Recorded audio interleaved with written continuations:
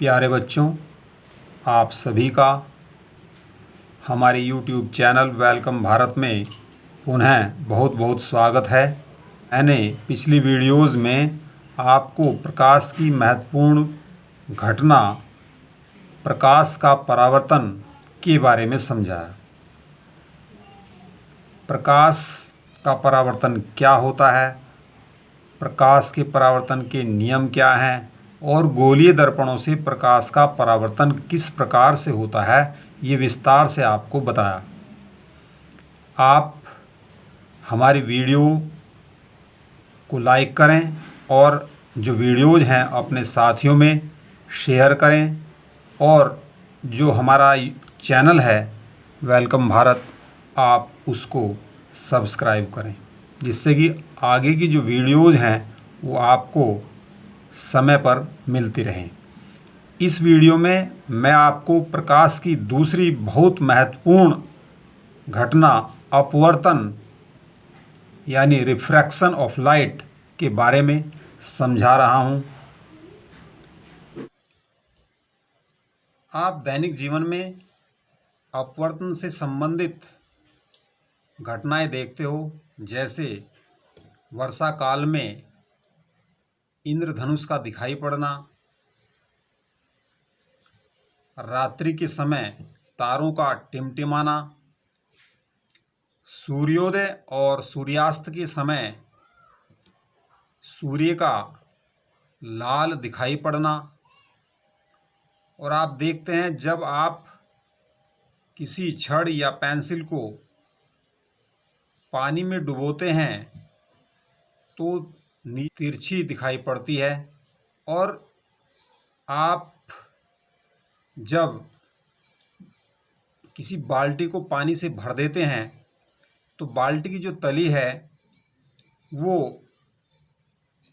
कम गहराई पर दिखाई पड़ती है, यानी जितनी उसकी गहराई है वो वास्तविक गहराई पर दिखाई नहीं पड़ती है, उससे कुछ कम दिखाई पड़ती है। ये भी अपवर्तन के कारण ही है। ये घटनाएं क्यों होती हैं, वो सब आपको प्रकाश का जो अपवर्तन है इस घटना के बारे में जब आपको जानकारी मिल जाएगी तो आप उसे अच्छी प्रकार से समझ जाएंगे। तो टॉपिक पर आते हैं। प्रकाश का अपवर्तन क्या है ये मैंने लिख दिया है यहाँ, अच्छी प्रकार आपको समझाऊंगा। जब विद्युत चुंबकीय तरंग जैसे प्रकाश किरण, ये विद्युत चुंबकीय तरंग होती है, तो ये जो घटना है वो विद्युत चुंबकीय तरंगों में होती है।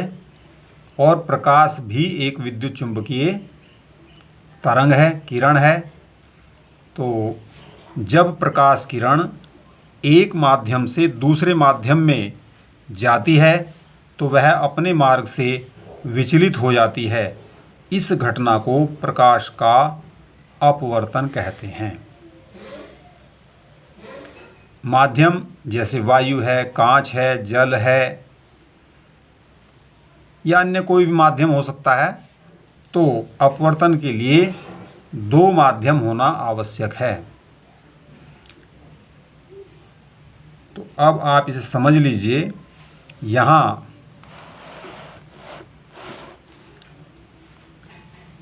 एक माध्यम है ये और ये दूसरा माध्यम है। यहाँ मैंने दिखा हुआ है कि ये माध्यम विरल है और ये माध्यम सघन है। आप समझ सकते हैं जैसे वायु और कांच। आप जानते हैं कि वायु के जो कण हैं वो बहुत दूर दूर होते हैं और जो कांच है उसके कण बहुत पास पास होते हैं, अर्थात वायु का जो घनत्व है वो बहुत कम होता है और कांच का जो घनत्व है वो वायु की तुलना में अधिक होता है। तो इस प्रकार से जो वायु है वो विरल माध्यम हुआ और जो कांच है वो सघन माध्यम हुआ। यहाँ आप जल और कांच भी ले सकते हैं या वायु और जल भी ले सकते हैं। भिन्न भिन्न माध्यम होने चाहिए। अब ये जो विरल माध्यम है इसमें एक किरण आप देख रहे हैं AO, ये आपतित हो रही है। ये आप देख रहे हैं ये वाला जो लाइन है ये है अपवर्तक पृष्ठ, जहाँ से प्रकाश का अपवर्तन होता है। ये दो माध्यमों का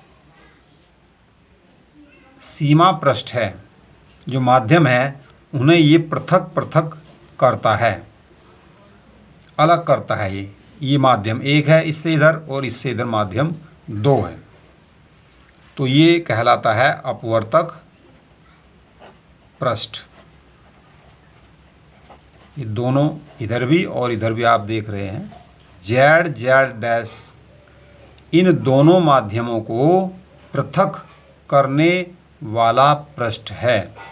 तो जब ये किरण इस पर आपतित होती है बिंदु O पर, यहाँ जो अपवर्तक पृष्ठ है उसके बिंदु O पर ये आपतित होती है, तो आप देख रहे हैं यहाँ ये जो बिंदु O है इस पर मैंने ये खींचा हुआ है अभिलंब, जो ये 90 डिग्री का कोण बनाता हुआ है अपवर्तक पृष्ठ से।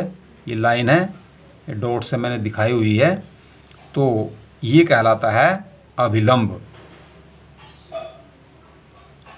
आप देख रहे हैं कि ये जो किरण है, जो इसका मार्ग था, इसका वास्तव में अगर ये दूसरा माध्यम न होता तो इसका मार्ग ये था, ये डॉट लाइन से मैंने दिखा हुआ है। लेकिन आप देख रहे हैं कि यहाँ दूसरे माध्यम में प्रवेश करने के बाद ये किरण अभिलंब की ओर झुक रही है, यानी ये अभिलंब की ओर मुड़ जाती है। ये तब होता है जब पहला माध्यम विरल माध्यम है, मान लिया यहाँ हवा है, वायु, और दूसरा माध्यम सघन है, मान लिया ये कांच है। अगर ये किरण हवा से कांच में जाती है तो ये अभिलंब की ओर झुक जाती है, यानी विरल माध्यम से जब सघन माध्यम में प्रवेश करती है तो ये अभिलंब की ओर झुक जाती है। अब आप दूसरी ओर यहाँ देख रहे हैं, ये माध्यम सघन है, यहाँ पहला जो माध्यम है वो सघन माध्यम है और दूसरा माध्यम विरल माध्यम है, यानी इसका विपरीत है। यहाँ अगर ये कांच है तो यहाँ ये वायु है। तो अगर ये कांच से वायु में जाती है, अर्थात सघन माध्यम से विरल माध्यम में जाती है, तो आप देख रहे हैं ये जो इसका मार्ग है वो ये होना चाहिए था। अगर ये दोनों माध्यमों में सरल रेखा में चलती तो इसका मार्ग ये होना चाहिए था, लेकिन आप देख रहे हैं कि ये अभिलंब से दूर हट रही है।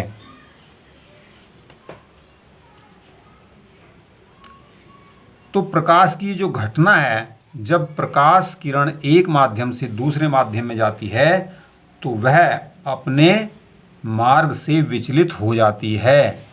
इस घटना को कहते हैं प्रकाश का अपवर्तन। आप देख रहे हैं पहले फिगर में भी ये इसका मार्ग था यहाँ, लेकिन ये विचलित हुई, ये अभिलंब की ओर झुक गई, मार्ग इसका चेंज हो गया।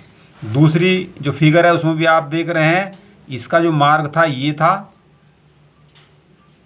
लेकिन ये अपवर्तन के बाद अपने मार्ग से विचलित हुई, अर्थात अपने मार्ग पर ये नहीं चली, बल्कि उससे इसका मार्ग भिन्न हो गया। तो ये घटना है प्रकाश की अपवर्तन की घटना। ये जो किरण है OA किरण आपतित किरण है या आपाती किरण है, और जो ये OB किरण है ये होती है अपवर्तित किरण, अर्थात जिसका अपवर्तन हुआ है।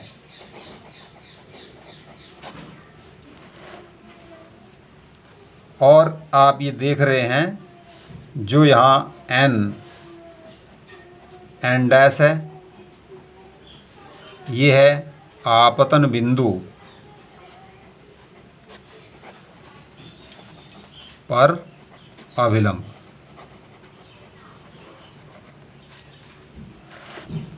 और जो Z डैश है वो है अपवर्तक पृष्ठ, ऐसा पृष्ठ जहाँ से प्रकाश का अपवर्तन हुआ है। यहाँ भी इस फिगर में भी यही स्थिति है, ज्यों की त्यों, इसे ही आप समझें। अब ये जो कोण है, ये वाला जो कोण है, ये कहलाता है कोण AON बराबर है, ये भी NN डैश, AON बराबर हो जाएगा आपतन कोण, जो आपतित किरण और अभिलंब के बीच का कोण है। इसे हम बोलते हैं I। और ये वाला जो कोण है, ये अभिलंब और अपवर्तित किरण के बीच का कोण, ये है कोण BON डैश, आपको यहाँ दिखाई पड़ रहा है। ये वाला, ये होता है अपवर्तन कोण, अपवर्तन कोण। इसे हम प्रदर्शित करते हैं R से। तो जो मुख्य बात है इसमें अपवर्तन में, वो आप समझ लीजिए, वो क्या है। प्रकाश का जो अपवर्तन है, वो तो है प्रकाश का एक माध्यम से दूसरे माध्यम में जाने पर अपने मार्ग से विचलित होना, ये प्रकाश का अपवर्तन है। अब जो प्रकाश का अपवर्तन है, उसमें ये किरण विचलित तो हो जाती है, पर किस प्रकार से, किस नियम के अनुसार होती है, ये मैंने आपको भी अभी बताया है। क्या बताया है? जब विरल से सघन में जाती है प्रकाश किरण तो अभिलंब की ओर झुक जाती है, और जब सघन माध्यम से विरल माध्यम में जाती है तो अभिलंब से दूर हट जाती है। तो यह आपको बहुत मुख्य रूप से आपको याद रखना है। तो जब प्रकाश किरण विरल माध्यम से सघन माध्यम में जाती है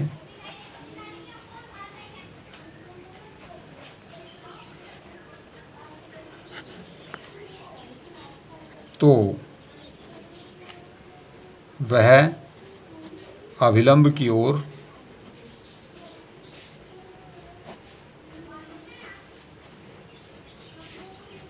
झुक जाती है।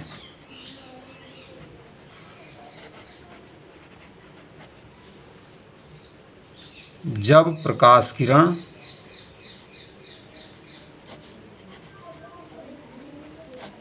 सघन माध्यम से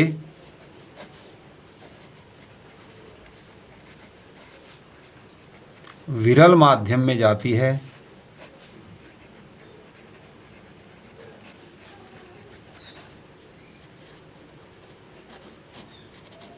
तो वह अभिलंब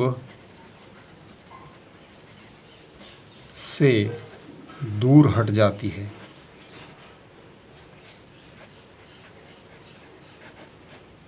ये बहुत मुख्य इसमें बात है, आपको याद रखना है। ये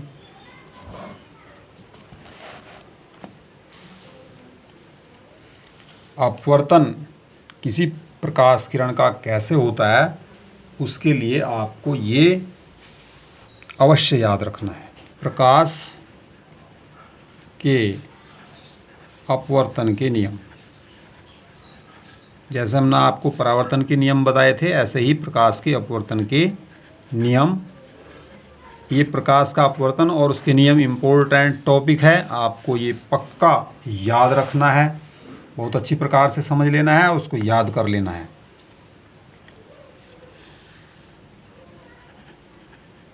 प्रकाश के अपवर्तन के निम्नलिखित दो नियम हैं।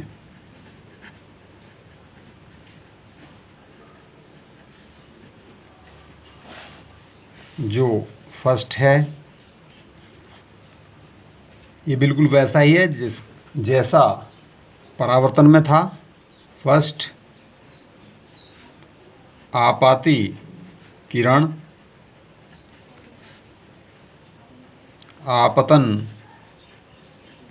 बिंदु पर अभिलंब और अपवर्तित किरण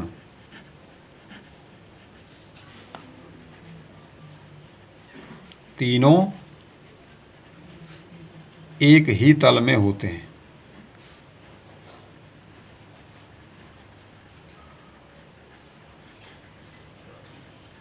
ये आप देख रहे हैं, ये आपतित किरण है, ये अभिलंब है और ये अपवर्तित किरण है। तीनों एक ही तल में हैं, तीनों यहाँ कागज़ के तल में है। अगर आप बोर्ड पर खींचोगे तो बोर्ड के तल में आ जाएंगे। आप देख रहे हैं यहाँ ये तीनों पेन हैं जो कागज़ के तल में रखे हुए हैं। अर्थात जो आपतित किरण है, अगर ये हम आपतित किरण मानते हैं, ये अभिलंब मानते हैं और ये अपवर्तित किरण मानते हैं, तो ये तीनों एक ही तल में हैं। अर्थात इन तीनों से होकर एक तल खींचा जा सकता है। ऐसा नहीं है कि इनमें से कोई एक भी कागज़ के तल में ना हो। जैसा कि मैं ये यहाँ से मैंने ये उठा दिया है, ये संभव नहीं है कि अपवर्तित किरण इस मार्ग से चली जाए, यानी ये उस मार्ग से चली जाए जो इन दोनों के तल में ना हो। तो ये संभव नहीं है। दिए गए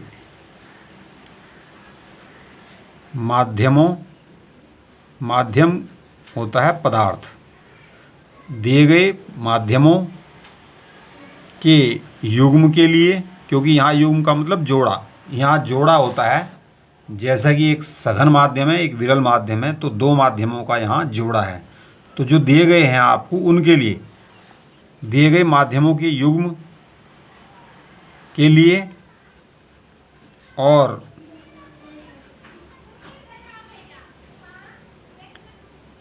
प्रकाश के किसी निश्चित रंग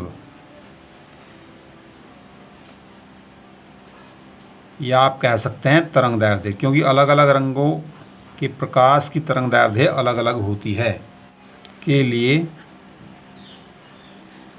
आपतन कोण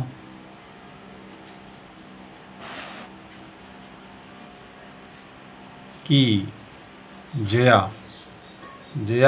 का अर्थ है साइन,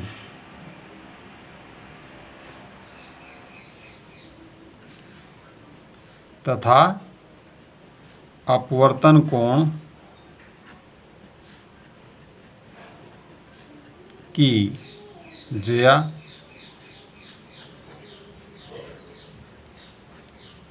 का अनुपात नियत या स्थिर होता है। इसे स्नेल का नियम भी कहते हैं। स्नेल का नियम, कभी कभी ये भी आ सकता है आपके एग्ज़ाम में कि स्नेल का नियम क्या है, उसे लिखिए। तो यही स्नेल का नियम है।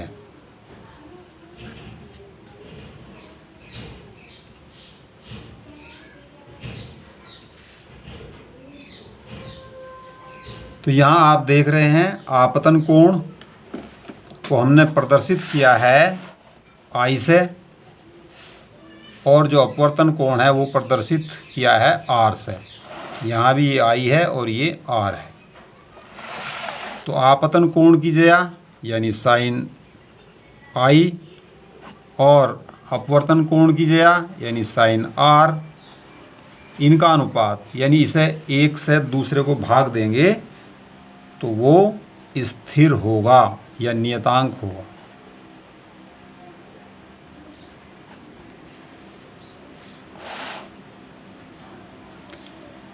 इसे हम प्रदर्शित करते हैं n से, और अभी मैं आपको बताऊंगा ये n क्या है। अगर ये पहला माध्यम है, ये दूसरा माध्यम है, तो हम इसे कहते हैं पहले माध्यम के सापेक्ष दूसरे माध्यम का अपवर्तनांक। इस नियतांक को नियतांक या स्थिरांक कांस्टेंट नियतांक को पहले माध्यम के सापेक्ष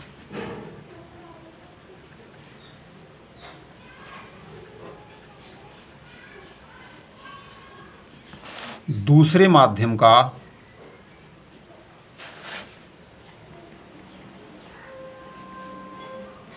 अपवर्तनांक कहते हैं।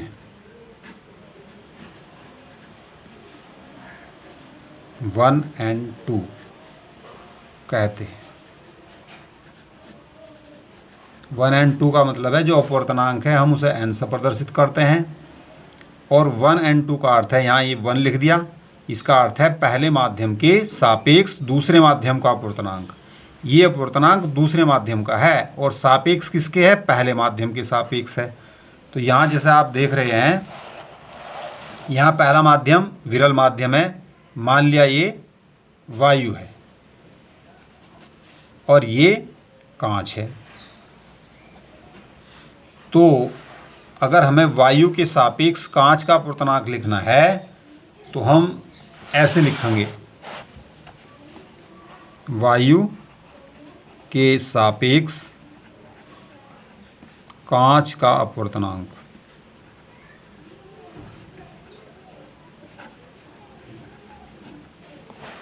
ऐसे लिखेंगे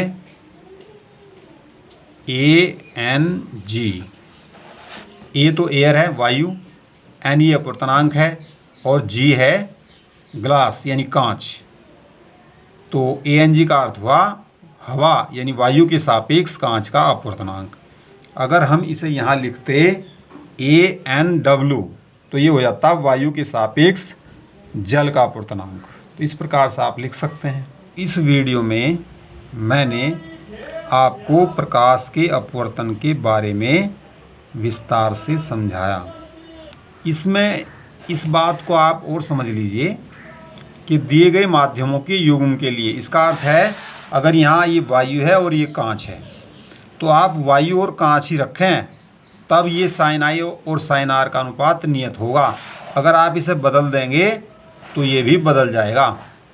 तो आपको ये निश्चित रखना है, चाहे ये वायु और कांच है या वायु और जल है या जल और कांच है, जो आपको एक बार दे दिया गया है वही रखना है। दूसरे आपको इसमें एक और चीज़ आई है, प्रकाश के किसी निश्चित रंग यानी तरंग दैर्ध्य के लिए, मान लिया ये प्रकाश किरण लाल रंग की है तो आपको प्रकाश किरण लाल रंग की ही रखनी है, तब ये sine i upon sine r नियत होगा। अगर आपने एक बार तो रख दिए लाल रंग की और एक बार रख दिए पीले रंग की, तो ऐसी स्थिति में जो इसका अनुपात है वो नियत नहीं होगा। अगर आपने इस शुरू में लाल रंग की रखी है तो आप कितने भी प्रयोग करें वायु और कांच के लिए, ना तो वायु और कांच को बदलना है, ना प्रकाश किरण का रंग बदलना है, यानी प्रकाश के रंग को भी आपको चेंज नहीं करना है। तो ऐसी स्थिति में आप बार बार साइन आई और साइन आर निकालेंगे, यानी इन दोनों का अनुपात निकालेंगे तो वो समान ही आएगा। परंतु आपने अगर इसमें से चाहे माध्यम बदल दिया, ये शुरू में मान लिया आपने वायु और कांच कर दिया, दोबारा आपने वायु और जल कर दिया, तो भी ये साइन आई और साइन आर का अनुपात बदल जाएगा। या आपने ये रंग बदल दिए प्रकाश के, अगर पहले आपने प्रयोग में लाल रंग का प्रकाश लिया और दूसरे प्रयोग में आपने हरे रंग का या पीले रंग का प्रकाश ले लिया, तो भी साइन आई और साइन आर का अनुपात नियत नहीं होगा, पहले जैसा नहीं रहेगा। तो मैं समझता हूँ आप इस टॉपिक को अच्छी प्रकार समझ गए होंगे। फिर भी अगर कोई बात समझ में नहीं आती है तो आप हमें कमेंट में पूछ सकते हैं।